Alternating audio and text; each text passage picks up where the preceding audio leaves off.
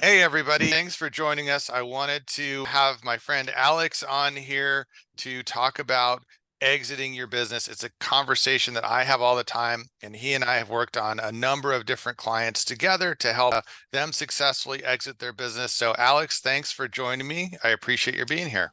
Yeah, well, I'm really looking forward to this, Matt. I know you and I, like you said, we worked on mutual, projects together, and I'm really looking forward to sharing some of these, the good, some of the insights that we both mutually gotten over the years together. So, Excellent. Why don't you just kick it off, kind of give us a little bit of your background and tell us kind of what your business is now and what you're doing. sure. So I'll keep this mercifully brief. So I've been in the tech industry since the late '80s. Came out of college having a background in technology. Started my career at IBM. I went and worked for several startup, and then used the cash reserve and the experience I did there to launch an IT/tech company. And we were very fortunate. We were on what's called the Fast 500. I think that list is still tracked today. That's kind of like the Inc. 500, which is basically the fact instead of just being the 500 fastest growing companies across all sectors, this is 500 fastest privately owned tech company. And some of the juggernauts that are in today's world are actually were on that list at one point. So we were flattered we're on that list. That created a lot of visibility, which is one of the things I'm going to talk about later, which is if you're looking at exiting a business, how do you basically raise visibility for your business? That raised the visibility, and also it basically put us on the radar of a lot of acquirers. And so I exited that business, went on. It was a VC funded acquire, and then went on to become the chief technical officer of that company. At one point, managed close, I think, 75, 80 people across multiple offices. Was there for about a year and a half. Did a lot of consulting, and then over the years, I noticed that there was a lot of folks out there that really were great at helping people grow. And then, but when it came time to actually selling it, they usually would, for lack of a better word, flub it, like drop the ball of some form or fashion. And I think you've seen this too. Mhm. You could work for quite a number of years to build up the enterprise value, but when the chips are down, if you just do one or two things wrong, you can really lose 25, 50%. I've seen, in fact, one of the stores I'll share if we have time is an eight-figure deal, just completely unravel, right? After, like 4 years of unbelievable growth, and within 120 days, the deal completely unraveled because the founder did a couple of stuff that I'll share here. And so what we do now is we are, broadly speaking, a business broker on one side and an advisor on the other side. To put in perspective, a broker is somebody that basically takes a business, sells it more as is, for lack of a better word.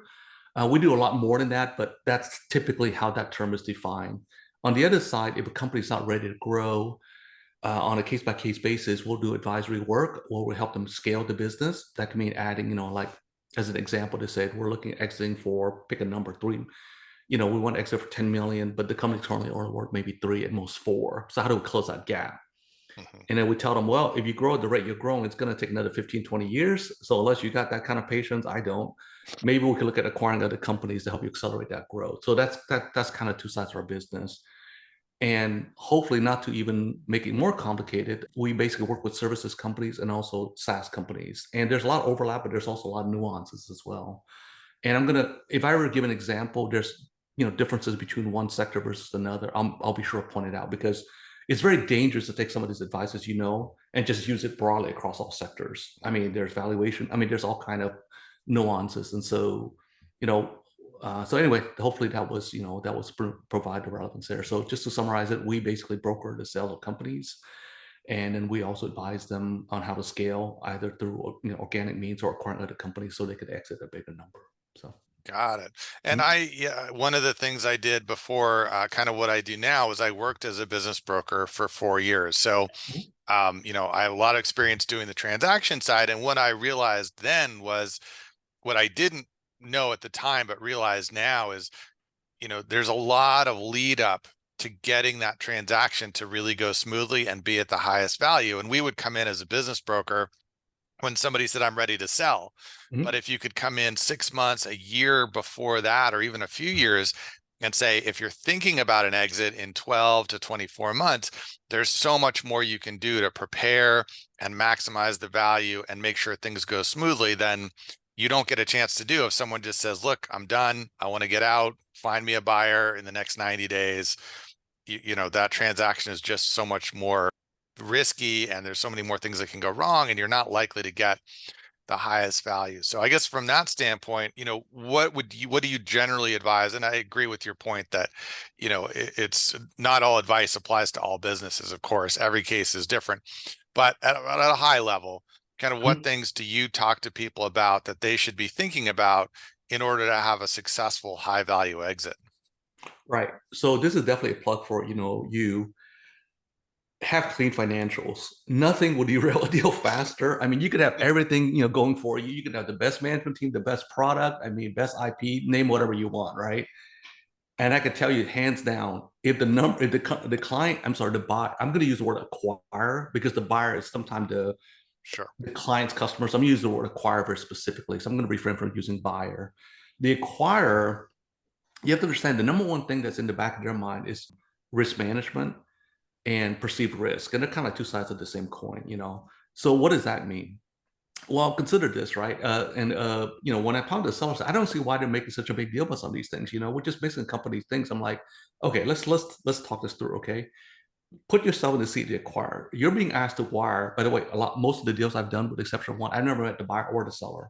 In some cases, I never met the lender. So we do. COVID had a lot of things, that create a lot of things. But one of the things that made a lot more people comfortable with doing stuff over Zoom. So I do 7 and 8 figure deals right now without ever meeting, physically. So that being said, so basically they never met you, you never met them, none of us even been in the same physical room, and you're asking to wire, I'm sorry, them to wire, in some case millions, in some case over $10 million. Would you be comfortable with it? Well, no. Okay, now you understand what the acquirer is thinking through. Okay, so I mean, basically, so and a lot of time, as you're talking about, right, one of the most important things is getting the minds of the acquirer. That's just one of the things we provide, right? Is really understanding the psychology of the acquirer. So back to what we're talking about, risk management.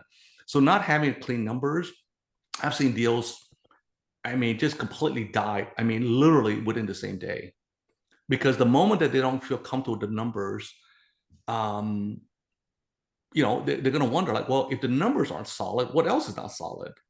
You see? And at the end of the day, even though there's a lot of, like, we talk about, like, basically make sure that both parties have, a high fit and all that. At the risk of sounding very, Machiavellian, it's still a business transaction, right? When you're talking about, now you're buying something like 25, 50,000, it doesn't work out unless, that's your life savings. I've made mistakes. I'm sure you have too, some oversight mistakes, whatever, poor decisions cost me hundreds of thousands of dollars, right? Fortunately, we're in a position to brush that off. Most companies, even, major investment funds, they're not going to be a brush off like something like around 5, 10, $15 million. Somebody's going to take, so nothing will kill a deal faster. Again, the reason I'm harping this point is because it's unbelievable how this obvious fact to so like you and I is lost on the founder. I'm working on a deal right now where the exit is about 25 million. I'm not kidding you, Matt, when I'm telling you I waited 6.5 months for the numbers for for the current year. Wow. 6.5 months. And now that I got it, I say, what's taking so long? I'm like, well, I only got the numbers. I've been asking since, so you see what I mean? Like founders, because they don't realize that when, somebody's acquiring it, they're looking to business. To acquire the business, a black box, right? So hopefully that just want to kind of point that home because I've seen it over and over and over again.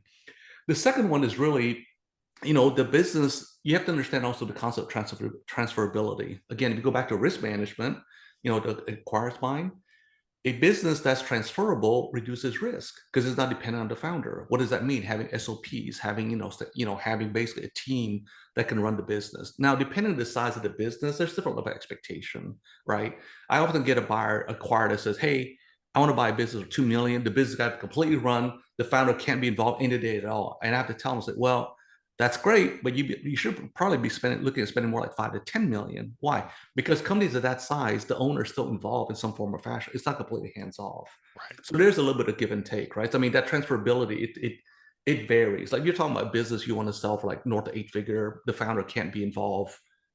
I mean, they don't want to see the founders at that point still working 50 hours a week, right? Right. At a company around half a million maybe, but at that size, so transferability just varies.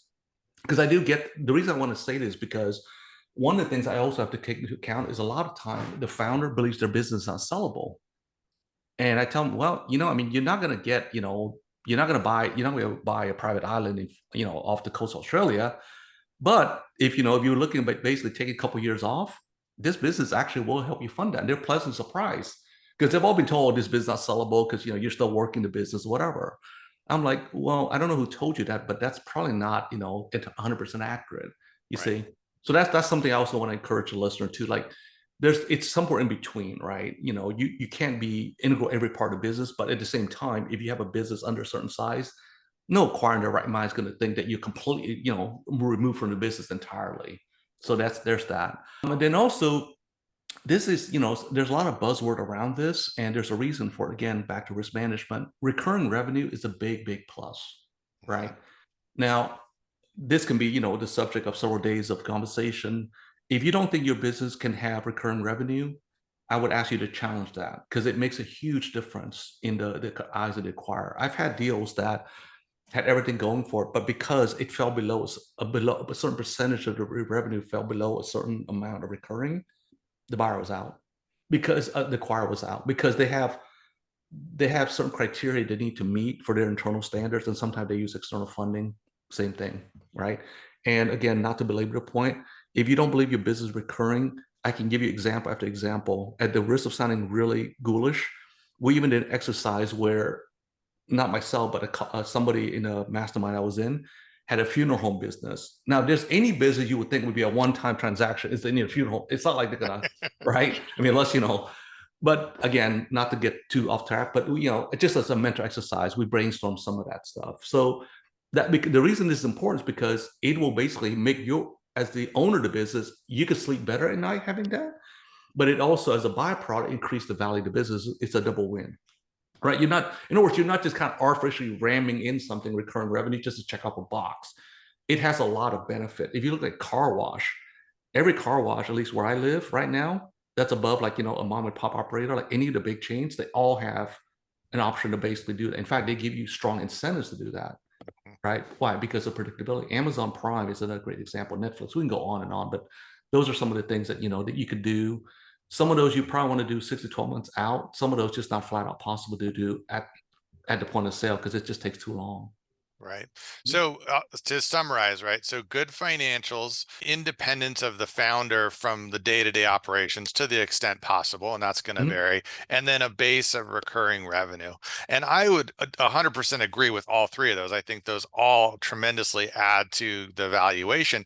Mhm. I would also say, and I tell clients this all the time, those aren't just things that you should think about in terms of an exit, right? Mhm. Those are fundamental things Yep. that you should be growing towards regardless. Even if you don't plan to sell for the next 10 years, Mhm. having good financials to make good financial based decision, working to delegate and grow yourself out of the business means the business is evolving and getting larger to where you don't have to be 50, 60 hours a week. That's a good thing. And recurring revenue is great for cash flow predictability and funding growth. So Mhm. those are good things to do no matter what. Mhm. And of course, then when you go to exit, they add additional value versus a similar business that doesn't have those components. So, I mean, it's just smart to do regardless. But then in terms of an exit, it definitely adds value. So one of the things I was going to ask you was, what are some other things or some things that you can specifically think of that add immediate value to the bottom line in an exit? Yeah, great question. So, with few exception, again, there's a whole nother branch of M&A, right? Which is more what I call it what it is. It's more like emergent or speculative, where they really pay a multiple like future. That's not what we're talking about here, right? Right. 99.9% of the example we're going to use here is based upon the fact like historical, performance. So one of the things a lot of people don't look through, I think through is like, if you manage your expense really carefully, it basically hits your bottom line. Most people are under the mistaken impression the business value at the multiple the top line. That's more the exception than the norm, right? So really it's driven by call it whatever you want, net profit, SDE, EBITDA. Again, not worth, getting into just call it basically, the adjusted net profit. So one thing you can do is basically manage your expenses better, right? Like there's all kind of companies. Like for example, again, I'm going to jump it from one industry to the other. A lot of people don't notice. For example, a lot of SaaS company, that is, software as a services companies, they rely heavily on AWS, Amazon Web Services, where there's companies out there that if you negotiate properly, they'll help you reduce that by 20, 30%. That's one of the biggest line item in the SaaS company is their hosting. Well, let's just use again a very, very basic example here, right? 3.5x, you know, meaning a multiple of meaning every dollar you have additional net profit is worth $3.5, right? So if you're basically spending, just pick a number, $100,000, right, on hosting, which by the way isn't that exorbitant for a company that's, doing seven figures or so in the SaaS world. If you could cut that, say, by, because this is say 25%, that's $25,000. Well, what's 25,000 times 3.5? I mean, I'm guessing it's close to $100,000. That's probably just a couple of phone calls. And remember, you're getting that savings over and over again every month until the exit. And then you get paid again. So I jokingly call it, it's kind of like double dipping your profit, right? When you prove your profit, you're getting it immediate, but you're also getting an additional multiple of that again when you exit. So that's one, right? The other one is really just having, more well-defined SOPs so you can be more efficient in your delivery. You see, now again, I know there's probably different listeners here, but let's just say that, you're doing e-commerce or, even retail. A lot of suppliers, if you know how to negotiate or you've been a good customer, there's usually volume discounts you can apply, you can negotiate. So I would say that's probably the lowest hanging fruit. There's other stuff that can be done, but it does take a while to basically amortize out. For example, technology infrastructure, technology investments, right? Like right now, maybe, to increase the productivity of your team, you may need to invest in, maybe a certain, CRM, customer relationship management platform, or maybe a project management tool. But then you have to balance that by saying, well, the payback on that's usually 6 to 12 months. If I'm looking at exiting the next 9 months, I'm actually going to be spending more money to, so the payback period is not fast enough, right, for that. So it depends on how far out you look. But almost always managing expenses is the fastest way to, to increase the value of the business, but also have an immediate benefit today as well. And again, I think that goes back to, I mean, that's just a good practice in general, right? Just running your business as profitably as possible benefits you today, and it benefits you again when you go to exit. So exactly, double dipping. In terms of thinking about when is a good time to sell, are there some times that are better than others, or how would you think about when to advise somebody is the right time to exit? Right. So this is kind of like what's the word I'm looking for? A nuanced reply, right? If you have external conditions that requires you to exit, health reasons, family reasons, life events, whatever, right? I've seen cases where it's, there is the partner just couldn't get along anymore. There's external environmental changes, external regulatory changes, stuff that's, is a little bit hard. That, barring that, then what I want to say, if it's a little bit more, say, planned, think about like, what is it you want kind of like the next 3, maybe 5 years of your life to look like, right? Then work backwards. Now, this is, quasi financial planning. So I want to, I'm going to preface saying we're not financial planners, not financial advice. I don't play one on TV, not all the standard disclaimers. But broadly speaking, let's just say that, right now you've already done this planning, right?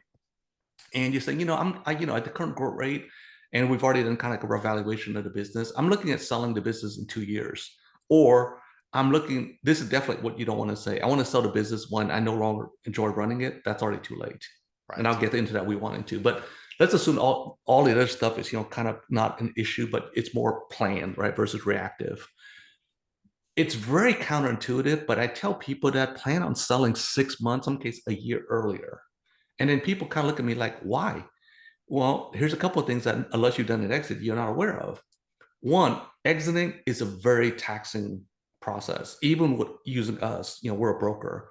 Our job is to help make the process smooth as possible. But I'm very upfront with my clients saying it is, when people tell you it's like selling the house, they obviously never sold a business. Right? It's like selling an apartment building, or maybe multiple, like basically a shopping mall. I mean, I'm talking about business like around, 7 figure. You're talking about a 25, 50,000 business, different. So it's very taxing emotionally and physically. Well, you got to remember, you still got to run the business in the meantime, right? So and the process, again, there's always exception. For us, we tell our clients that plan on about, probably about, the low end, around 5 months, on the high end, about 7 months. That means that from the process getting started till getting the check. And that, by the way, that means I get your financials. If it takes you 3 months to get my financials, then you got to cut that. You see what I mean? This is why we started with that conversation, right? Like that one project saying, well, we're 7 months into it. No, we're 6 weeks because you only got me the financials 6 weeks ago. Right. Anyway, so assume that, yep, I have, somebody that myself that has everything that we need here. Okay. Plan another 5 to 7 months. You got to run the business during that 5 to 7 months. And you got to be able to keep up having the physical and mental energy. By the way, this is very mentally taxing. It's not just physical, it's mental and emotional. Okay. But that's one of the reasons why you want to be at your peak when you're doing that. You don't want to be somewhat, quasi checked out or worse, burnt out, because that never ends well. In fact, that's kind of what led to this business that I told you about. I'll keep it a high level. It was an eight-figure opportunity, and it just kind of went sideways because that was severely underestimated. They said, "Well, we have all these other things going on. We can manage all this stuff, all this like." It's your call, but I don't recommend it. Like most people just are not prepared for just how intense this is. And you've gone through this, so you probably know what I'm talking about. But folks that haven't, there's all this literature about it's just like selling your house, and that just kind of ticks me off because it's not self-serving. It's because it's a disservice to the person looking at selling a house. Just look, I'm just calling my, kind of like they sold a house, call my realtor, throw some photos together, put it up there, and just patiently. No, that's a very passive way of going about it, Right. and you're never going to get the dollar amount you want if you do it that way.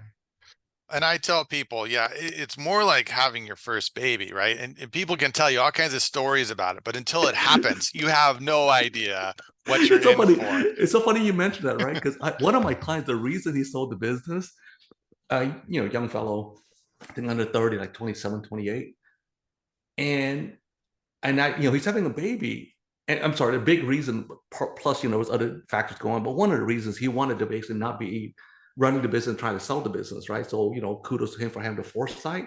We sold the business about 2 weeks after he had the baby, right? It fell into the holiday season, so it ended up being pushed out, a couple of weeks because of holiday season. Otherwise, it would probably landed just a week before he had the baby. Regardless, we talked about, 3 months after the exit, the baby's there. Said, are you getting sleep and everything? Say, hey, by the way, which was more stressful? Is it Alex? Because it's his first baby, right? You said, right? Mhm. Is it Alex having the baby was a cakewalk compared to sex? So again, I'm not trying to scare anybody. I'm just telling you what I've been told. Okay. Right. And I guess what we want to take away is like, just be mentally prepared for this, right? This is one of the reasons why people sometimes you hear horror stories about people didn't get what they want because they vastly underestimated the level of effort it takes. That's the number one thing my mentor said is do not underestimate the level of effort it takes to do X, Right. whatever X is, in this case, an exit. So Well, and I think one of the things that I've seen happen, I'm sure you have too, which is unfortunate, is during the process of selling the business, which, as you said, can be 5, 7, even 9, 12 months, they take their focus off running the business and the that's business performance starts to trend down, which immediately concerns the buyer. And yeah. then the offer gets lower. And then if that buyer backs out, now they have to take the business back to market with the trend in exactly the wrong direction. And then they get depressed and, well, Yeah, forget it. it's I'll just sell it for even less. And it's just this horrible downward spiral. So I always did the best time to sell the business is when it's going gangbusters. You've got growth month over month, everything mhm. is hitting, the net profit's improving, you're hiring. That's the time to sell because you're going to have the buyer's not going to back out. They're going to be excited. They're going to feel like every month that goes by, they're getting a little bit better deal because unless you're Mhm. repricing the deal, the trailing 12 months continues to improve. But it's hard to do. Running a full-time growing business is a full-time effort, and then selling it is also a full-time effort. Right, but I mean, but to your point, right? I think this is what I think we're in alignment here. It's so counterintuitive, right? Because the business is growing. Like, why would I sell this thing? Like, I mean, this is the best time. I'm just going to double down, and I'm like, this is kind of like I mean, like I'm in the zone, right? This is my thing, and I always tell people, it's like, look, I mean, the number one thing I could tell you, I've been at, that's why I started this conversation. What I've been in this in the tech industry since the '80s. I've known dozens and dozens and dozens of people that have exited for some of them, have, cover stories written about in business magazine. They said, look, it's always better to exit a little bit early, right? At least got what you wanted versus waiting too late and not getting anything at all what you wanted. Right. Like I said, I mean, this is more true in tech because it's more volatile. But anything right now, digital marketing is touching all industries. It's like decimating entire industries. It's like, and when you throw in AI, so there's a lot of shifting stuff here, right? And the thing that I wanted people to take away from it is this: unless you're in your 60s or 70s, and just that's the caveat. If you're in your 30s and your 40s, or even your 50s, don't look at this as your only exit. Mhm. I advise a lot of my clients, look, you may only get 89% of what you want in this exit, but think about that, right? Think about having the peace of mind, the experience, the track record. If you go, I mean, let's just do some simple math, right? You exit the business. Now, when we work with people, our goal is to get them approximately 80% of cash, give or take. We've gotten higher, but 80% is the number we shoot for. Let's just say conservative 75%. You sell the business, you get about $750,000 of cash. Again, not trying to make this a financing class. With your track record, if you're buying, again, subject to non-compete, if you could buy a business in an area you have expertise in, most banks will gladly lend you the money because the number one question they have is, do you have relevant experience? Well, let's see. I grew a business of this size. And by the way, I'm out of 1 out of 1,000 people. That's roughly the statistic in my industry that sold my company at top dollar. That's going to make a lender say, oh my God, you're my dream client. Where have you been? Versus like, well, I don't have any experience. I don't know what I'm doing, right? I mean, a lender is going to want you. So my point is that you could start this process instead of taking 5, 7, 10 years exit the next time. You can compress that timeline by 30, 50, 70%. Because all the mistakes, all the learning curve that you had have already been absorbed by the first business. You don't have to carry that again into the second business. I always look at it, think it's kind of like the first of multiple exits. Now, again, that's not true universally. If you're 60, 70, that may not apply. But if you're 30, 40, even if you're 50, it's very doable to get a business up and running. And we represent a lot of businesses that's around 3 years old and they get top dollar. Right. Mhm. So Yeah, no, that makes a lot of sense. It feels like we could probably talk for another 30 minutes, 60 minutes with no problem, but I want to make sure that we, save the timeline here and I give you plenty of opportunity. I know you've put together a book that's got a lot of this information because it's nothing you and I, even if we had 3 more hours of conversation, we wouldn't be able to hit it all. So, I'd love to have you kind of show what you put together and talk about that a little bit for people who are going to want more info on this.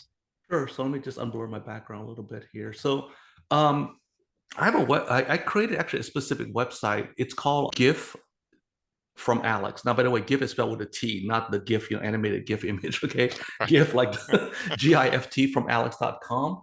So there's actually a place you could type in your question because again, the exit. There's just so many. It's very dangerous, for someone like myself to give out broad answers, Of course. mainly because you could take it out of context, right? So there you could type in the question you have either if you're not ready to exit yet, just like how would I grow my business to the point where it's exitable, right? So just go to GIF from Alex.com. And depending on what industry you're in, my team and I will look at your question. We're happy to send you, one or both of these books. One is on how to exit a SaaS company, tech company. This other one's how to exit a B2B services company. Those are the two areas we have the most expertise in. But really 90% of what we talk about in here applies to all exits, Right. right? Like the idea of having recurring revenue, having the business being not dependent on the founder or whatnot. So again, I would just encourage you to go to GIF from Alex.com. And then when you get that, if you want more resources, trust me, we have a ton of training that we could send you, again, no charge to prep you for this. It makes our job easier when you're more educated, right? By you, I mean the listener, because a lot of this, it has to be mutual fit. Like we're not selling, as I always tell you, we're not selling donuts here. Like if we work together, this is going to be a 6, 9, maybe 12-month journey. So it's got to be a very high fit. And if you're not ready, we can't really help you, but we could point you maybe direction of somebody who can. So just go to giftfromalex.com. Excellent. And we'll put a link to that as well. Well, like I said, we could keep talking for hours, I'm sure. I know there's a ton of overlap in what we do to help clients. And I think we're very much Well, you're aligned in you're what help makes you're sense. right. You're helping us right now. I think at least on 2 clients, right? Like I had one client, they said, "Oh, our CPA can do." It's like, no, they can't. It took them a month to finally say, "No, our CPA can't prepare." It's like, "Hey, Matt, I need help on this deal," and unfortunately, it's kind of a rush job, So Right. I appreciate you guys, a lot of time helping us, like when our seller, doesn't always, So yeah, so it's been really great, I guess, working with you guys. So. Excellent. Well, and likewise. And I think, again, we're both aligned on what's going to help the client the most. We're both trying to help them get to a profitable, stress-free exit. And that really comes down to being ready for it, being prepared for the amount of work it is, and having the cleanest, most complete and transparent presentation for the acquirer that it's possible to have. Because every time you hit a little glitch, what's this? How did you get that? Why are you claiming this as an add back? We don't, every time you have a hiccup, it just slows things down. It's another point of friction. You want it to be smooth and easy, and for them to look at it and say, wow, this is an amazing business at a great price. You've laid everything out transparently. I have no questions. My only question is, how soon can we close? That's what you want to hear, right? It's rare, but Oh that's what yeah. we're always shooting for. Well, the funniest thing is, again, I say it's funny because there's days when I pull, my hair out. But this deal, right? I was pleasantly surprised by how fast the buyer wanted to move. And because they kept saying, yeah, once they start looking, we get several weeks, we do this. I'm like, they actually just sent us the LOI and actually, at slightly above the asking price, which again is rare, but in this case, it was a pleasant surprise. And I'm contacting you, said, you remember how we said we had a month or two to do this? Well, they actually want to close for the, as of this recording within the next 5 to 6 weeks, which by the way is extraordinarily fast. I don't want to say that's the Right. norm. So, but this is the not the danger, but this is the you want to avoid the scramble. We're going to make it work. Don't get me wrong. But now we're doing stuff out of sequence. We're like, we have to, every call is like, well, this is kind of a one off. It's like, it's going to be done. But imagine that, how much more stressful it is and just actually do it like the way that most people, because people that buy business, they understand how the process should be done, right? There's a certain milestones you expect. When it's done out of sequence, everybody's kind of like, okay, like, is this normal? Like, so that's just the stuff I think Matt and I just, encourage you to, minimize. So Absolutely. Well, thanks again so much for joining. We'll link it up in the notes with the show. And I really appreciate you having you on, Alex. Thank you. yeah. All right. Thanks again, Matt. Thanks.